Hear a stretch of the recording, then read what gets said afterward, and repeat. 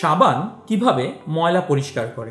এটা একটা খুব বেসিক কোশ্চেন, যেটা তোমাদের মাথায় প্রায় এসে থাকতে পারে যে আমরা সাবান দিয়ে হাত ধুলে সাথে সাথে ময়লা পরিষ্কার হয়ে যায়। তো সে এমন কি করতে পারে যে তার ময়লা আসলে পরিষ্কার হয়? প্রথমত এটা বোঝার জন্য আমাদেরকে একটু বুঝতে হবে সাবান জিনিসটা কি। এই যৌগটাকে আমরা সাবান বলে থাকি। এটা হচ্ছে একটা ফ্যাটি অ্যাসিডের সোডিয়াম লবণ। ফ্যাটি অ্যাসিড মানে হচ্ছে তার একটা লং কার্বনের চেইন থাকে। দেখো CH3 CH2 এরকম করে 17 বার CH2 আসার পরে COO- আসে। তো তুমি যদি কেমিক্যালি রিপ্রেজেন্ট করতে যাও, সাবানের একটা লম্বা লেজের মতন অংশ থাকে। এগুলো শুধুমাত্র CH2 দিয়ে তৈরি। যেহেতু CH2 দিয়ে তৈরি, এই লেজটা আমি যদি বলি এটা একটা টেইল, এই টেইলটা হচ্ছে হাইড্রোফোবিক। হাইড্রোফোবিক মানে কি? হাইড্রোফোবিক মানে হচ্ছে যেটা পানিকে ভয় পায়, সে পানি থেকে দূরে থাকে। হাইড্রোফোবিক তোমরা জানো, ফোবিয়া মানে হচ্ছে ভীতি, হাইড্রোফোবিক মানে যে পানিকে ভয় পায়। এই টেইলটা পানিকে ভয় পায়, সে পানির থেকে দূরে থাকতে পছন্দ করে। অন্যদিকে সাবানের একটা সুন্দর ছোট মাথা আছে, যে মাথাটাতে COO- একটা নেগেটিভ চার্জ থাকে। এই নেগেটিভ চার্জওয়ালা অংশটা হচ্ছে হাইড্রোফিলিক। তাহলে নেগেটিভ অংশটা হচ্ছে হাইড্রোফিলিক। হাইড্রোফিলিক মানে হচ্ছে সে পানিকে পছন্দ করে, সে পানিকে ভালোবাসে। তাহলে বোঝো একটা সাবানের তাই সুন্দর দুইটা পোর্শন আছে। একটা মাথা আছে, মাথাটাতে একটা মাইনাস চার্জ থাকে, আর একটা লেজ আছে। এই অংশটা পানির সাথে ভালোবাসা করতে রাজি হবে, এই অংশটা পানির থেকে দূরে থাকার চেষ্টা করবে। তাহলে সে পানিকে অ্যাট্রাক্ট করে আর সে পানির থেকে দূরে থাকতে চায়। সো এই হচ্ছে সাবানের দুইটা অংশ। এখন একটু বোঝো ময়লা কি। ময়লা হচ্ছে তেল আর চর্বি। মেইনলি তেল আর চর্বিগুলোকে আমরা সাবানের পরিষ্কার দ্রব্য হিসাবে ময়লা হিসাবে দেখি। ধরো তোমার কাপড়ে একটু গরুর মাংস খাওয়ার সময় ঝোল লাগলো, সেটাই হচ্ছে তোমার জন্য ময়লা, যেটা সাবান দিয়ে তুমি পরিষ্কার করতে চাবে। তো এই তেল আর চর্বিগুলো যদি কেমিক্যাল কম্পাউন্ড হিসাবে দেখতে চাও, তেল আর চর্বি হচ্ছে হাইড্রোফোবিক।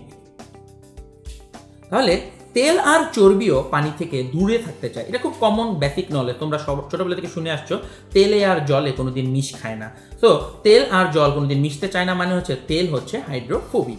এখন একটু বোঝো সাবানের আর তেলের বা চর্বির যখন রিয়াকশন হবে সে কিভাবে কাজ করবে। চিন্তা করে দেখো, তার এই লেজ আছে, মাথা আছে, কোন অংশটা ময়লার সাথে ভালোবাসা করতে চাবে? লক্ষ্য করো, উপরের অংশটা হাইড্রোফিলিক, তাই সে পানির সাথে ভালোবাসা করতে চায়। নিচের অংশটা হচ্ছে হাইড্রোফোবিক। অবশ্যই দুই হাইড্রোফোবিক পাশাপাশি এসে থাকতে চাবে, কারণ তারা দুইজনই পানির থেকে দূরে চলে যেতে পছন্দ করে। তাহলে চিন্তা করে একটা সাবান যদি নেওয়া হয়, সাবানের লেজের পার্টটা, অনেকগুলো সাবানের মলিকুলের লেজের পার্টটা ময়লার মধ্যে ঢুকে যায়।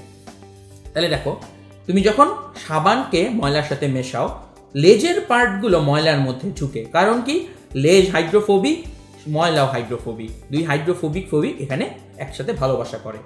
অন্যদিকে হাইড্রোফিলিক পার্ট অর্থাৎ মাইনাস পোর্শনগুলো বাইরের দিকে থাকে। তাহলে একটু চিন্তা করো, ময়লাটা একটা গোল বলের মতন হয়ে যায়, যে বলটার চারপাশে মাইনাস চার্জ থাকে।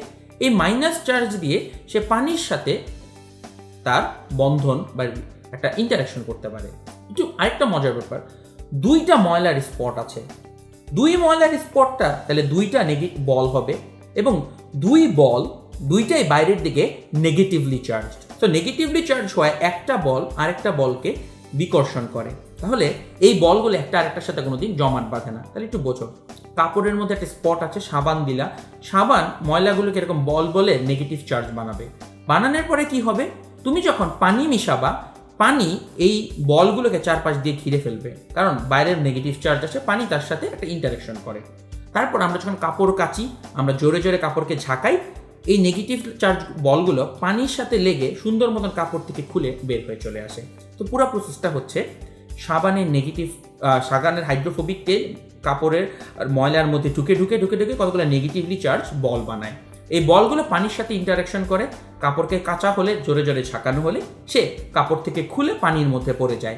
আর কখনোই একটা বলে আরেকটা বলের সাথে লেগে যায় না, কারণ দুইটা বলই বাইরে নেগেটিভলি চার্জ একটা আরেকটাকে বিকর্ষণ করে। সো মেইনলি সাবানের হাইড্রোফোবিক এবং হাইড্রোফিলিক এই দুইটা পার্ট থাকার কারণেই সাবান ময়লা পরিষ্কার করে।